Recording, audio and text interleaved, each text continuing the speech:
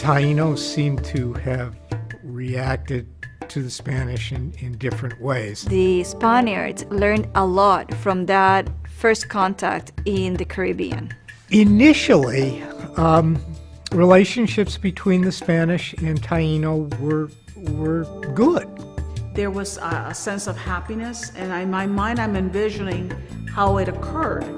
That when they're having party, they're having small aretos, they're having to celebrate other beings. Neither side really understood who they were dealing with, who the other was, but they were at least cordial. They traded with them. They were scared of them at some point, but that they traded trinkets. They gave them the guanin, these golden discs that the chieftains wore. People talk about the Spanish trying to enslave the Taínos because Columbus at one point mentioned they would make good slaves, and I think maybe he had some idea that they could do it, but Queen Isabella nixed it. So these are my subjects, you can't enslave them. In 1503, Queen Isabella issued an order saying that if an indigenous person, if a Taíno did not want to accept Christianity, that person could be enslaved. If they accept Christianity and they would be working for the Spaniards, they had to pay could say like a salary to them. The sort of backbone of the early Spanish colonial economy was the right to make demands on the labor of the Taínos. They're seen by the Spaniards as to be servants. They are there to work the mines because the Spaniards only have the thought of gold. They overworked the Taínos in the gold mines and the Spanish plantations. They took them away from their villages and their families at crucial points of the agricultural year. Penalties for failure to produce are at least depicted as having been severe. I don't doubt that they always were, but you have to understand that a lot of what has come down to us about this period isn't history, it's propaganda. We have depictions of things like people being roasted, of people having their hands chopped off. I'm not saying that those kind of things didn't happen, because I think they did. But I think sometimes the scale gets exaggerated. At the same time, the conquerors, when they came, they brought priests with them. Okay, these priests, of course, were supposed to minister to them. However, these priests, when they came to the islands, some said good things about them. They fell in love with the Indians, with the indigenous people, but others did not. One of the major sources of the writings of Father Las Casas. Las Casas, his father and his uncle had been with Columbus at La Isabela. Las Casas initially came to the New World and was swinging a sword like everyone else, going against the Taíno as ordered, but he saw the visions that these people were being annihilated, and so really their rights, the one person that stood up was Las Casas. Actually, he's going to make the case that he had seen actually in Cuba rivers of blood, of all the indigenous people that were killed, a massacre in the hands of the Spaniards. They're going to be talking about the exploitation of the indigenous people, and that is going to create a whole debate in Spain about whether or not the indigenous people have a soul, if these are actually human beings, people who can actually learn to be Christians. His writings, which are probably our single most valuable written source on Taíno culture, are very sympathetic to the cause of the Taínos. Started the 16th century, 1510, thereabouts. The resistance, the Taíno resistance took place because of the atrocities that were being committed. From then on, we're going to see that there's going to be a major clashes, actually, in which many Spaniards actually died at the hands of the Taínos.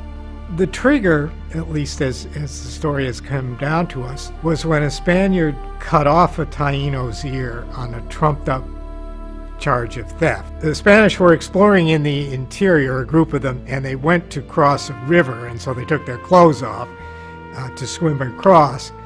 And The leader then accused Taínos of stealing their clothes. It was a trumped-up charge. Everybody knew it was a trumped-up charge. Everybody knew Taínos did not steal. Nonetheless, this particular Spaniard used this incident as an excuse to cut off a Taíno's ear, and it sort of went downhill from there. There just wasn't any comparison for doing battle.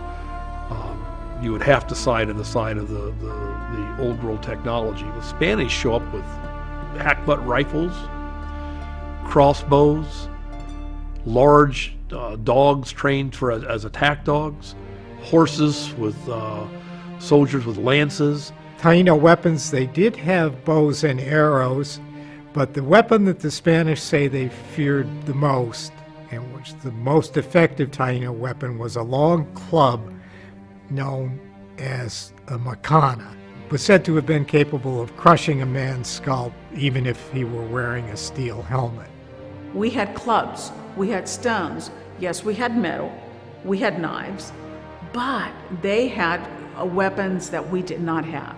They had cannons. That was easy to subjugate us, to subject us to their will. We got nothing out of them except death and disease. You know, we didn't have syphilis in the Caribbean until Columbus came to the Caribbean. Okay, that was a European disease. I would say that the most important weapon against the indigenous people was actually disease. They do not know what smallpox is, that you do not know what to do, that you see your faces and your body disfigured. Many people actually died out of that. They did not know that if they rested and got some water and all of that, they could feel better and then keep fighting. Sort of active armed conflict went on over a span of not quite 10 years. As atrocities continue to occur by the Spaniards, where they hunted, where they would tear down complete yucayeques, villages of people. We have accounts of people who found their world so changed, so disintegrating, so unrecognizable that they felt they couldn't go on living in it. And so there are accounts of at least some Taínos killing their children and then committing suicide, rather than trying to face a world in which they could no longer cope.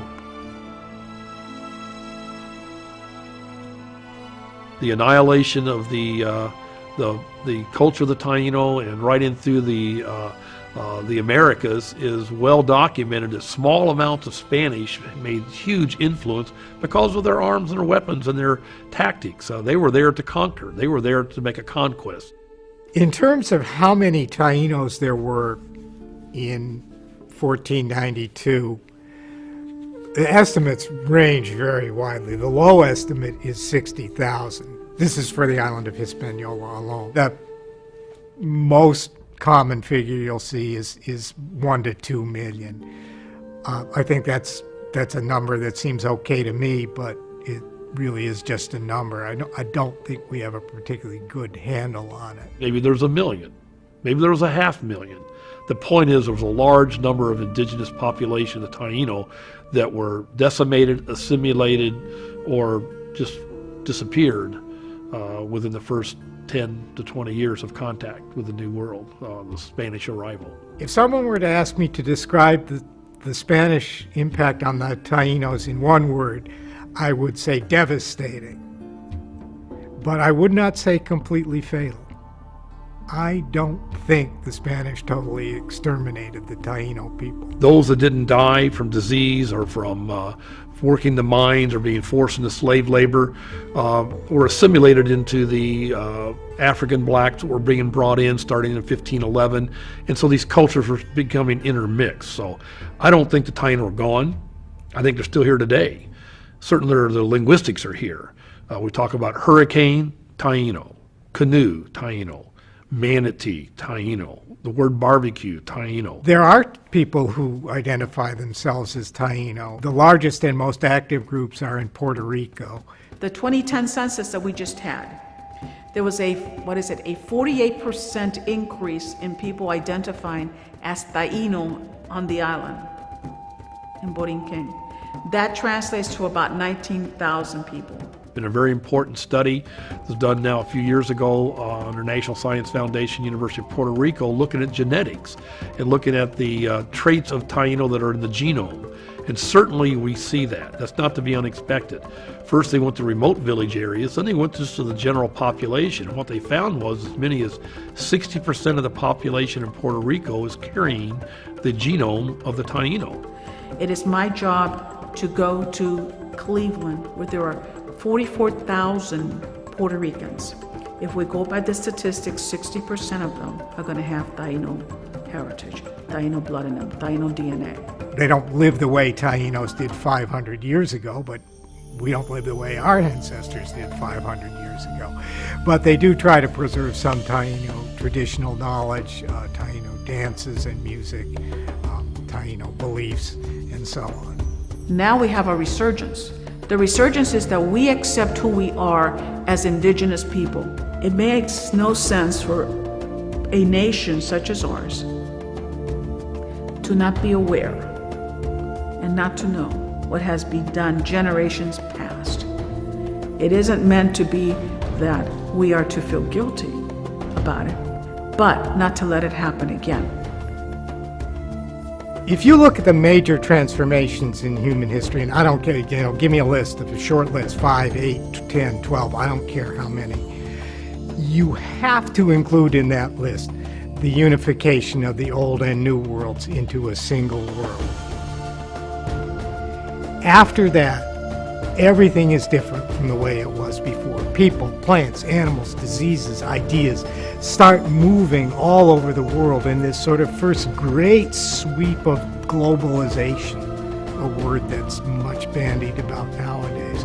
But the real globalization first occurs at the end of the 15th century. In a sense, they are the first people in the path of the hurricane. And they deserve our study and respect for that very reason.